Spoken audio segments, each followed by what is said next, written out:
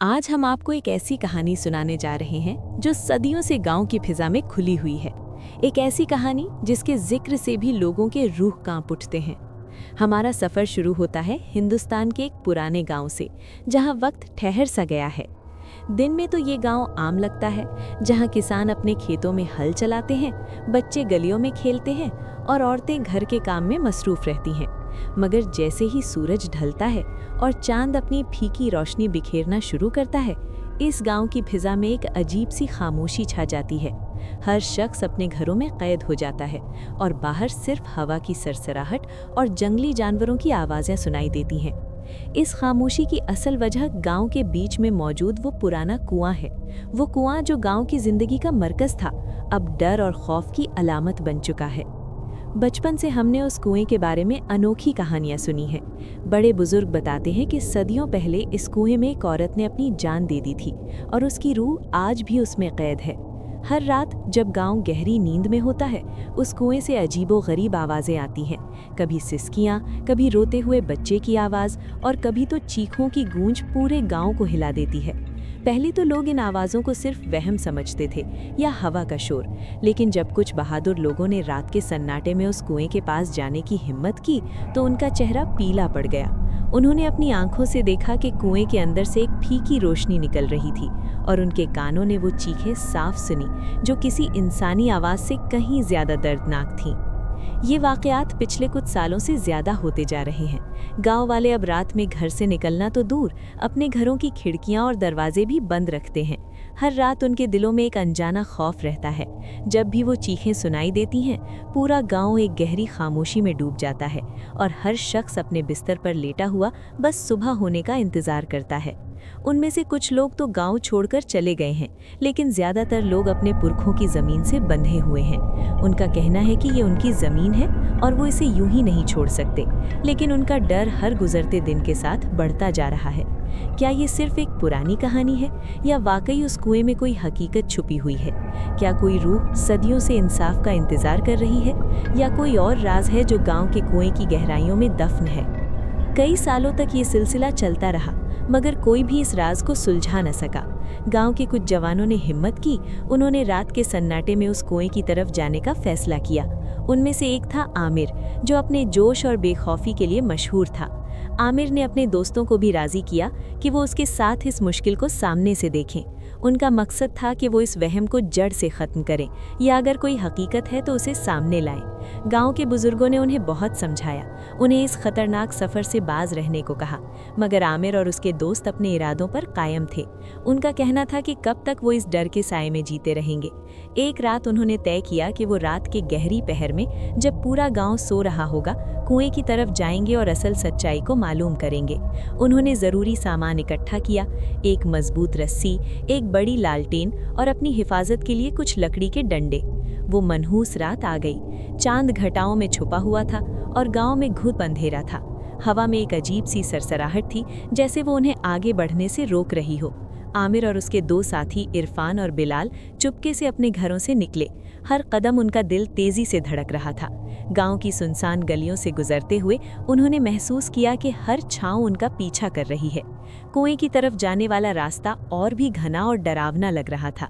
जब वो कुएं के करीब पहुंचे तो हवा में एक तेज सर्दगी आ गई और उन्होंने अपने कानों में वही जानी पहचानी सिसकियां सुनी जो हर रात पूरे गांव को डराती थीं। अब ये आवाज़ें पहले से भी ज़्यादा करीब और वाज़ेह थीं। बिलाल का रंग उड़ गया और उसने पीछे हटने का इशारा किया, मगर आमिर ने अपनी मुट्ठी भींच ली और इरफान को साथ चलने का इशारा किया। उन्होंने लालटेन जलाई, जिसकी फीकी रोशनी ने उनके चेहरों पर खौफ और अज़्म दोनों को नुमाया किया। लालटेन की रोशनी में कुआं और भी गहरा और रहस्यमयी दिख रहा था।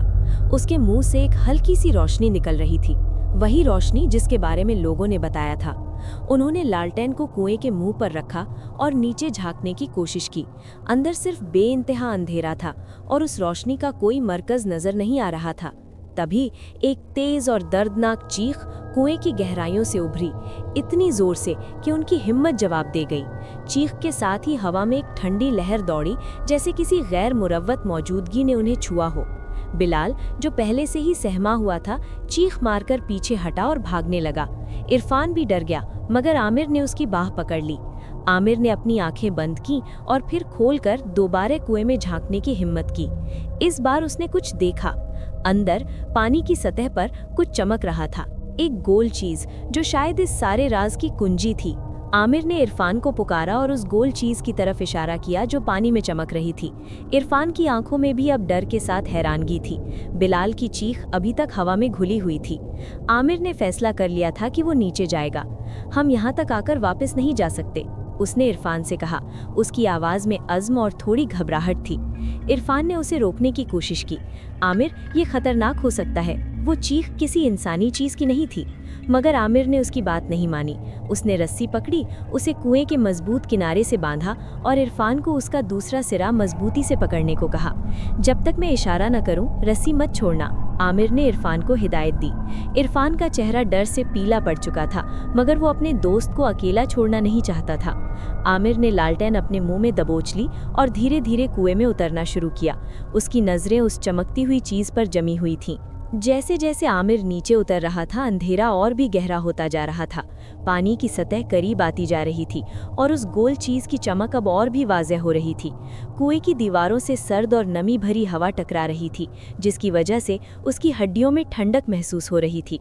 नीचे से आने वाली चीख अब खामोश हो चुकी थी, लेकिन उसकी जगह एक अजीब सी खामोशी ने ले ली थी जो हर चीज से ज्यादा डरावनी थी।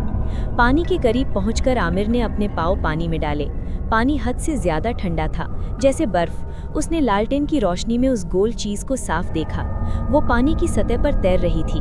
उसने अपना हाथ बढ़ाया और उस चीज को उठा लिया। जैसे ही उसने उसे छुआ, एक तेज रोशनी कुएं के अंदर फैल गई और एक बार फिर वही चीख, पहले से भी ज्यादा करीब और दर्दनाक, उसके कानों में गूंज उठी। वो गोल चीज एक पुरानी धात का बना हुआ लॉकेट था, जिसमें किसी औरत की धुंधली तस्वीर बनी हुई थी। लॉकेट के पीछे कुछ अजीबोगरीब अल्फाज खुदे हुए थे जो आमिर समझ नहीं पाया। जैसे ही लॉकेट उसके हाथ में आया, कुएं के अंदर से वो रोशनी गायब हो गई और चीख भी मध्यम होकर बिल्कुल रुक गई। पूरा कुआं एक बार फिर घुप अंधेरे और खामोशी में डूब गया। आमिर ने घबराहट में इरफान को रस्सी ऊपर खींचने का इशारा किया। इरफान ने जल्दबाजी में रस्सी खींची। जब आमिर ऊपर पहुंचा तो उसका चेहरा पसीने और डर से तर था, लेकिन उसकी आंखों में एक अजीब सी रोशनी थी, राज को पानी की रोशनी। उसने इरफान को लॉकेट दिखाया। इरफान ने उसे हैरानी से देखा। ये लॉकेट सिर्फ एक धात का टुकड़ा नहीं था, बल्कि इसमें सदियों पुराना एक राज छुपा हुआ था। वो जानते थे कि ये तो बस शुरुआत थी। अब उन्हें इस लॉकेट के पीछे की कहानी और उस औरत के राज को जानना होगा जो इस कुएं में कैद थी। क्या ये लॉकेट उन्हें इन चीखों के सच तक पहुंचाएगा या किसी नए खतरे की तरफ ले जाएगा? गांव के कुएं का राज अभी भी पूरी तरह सुलझा नहीं था।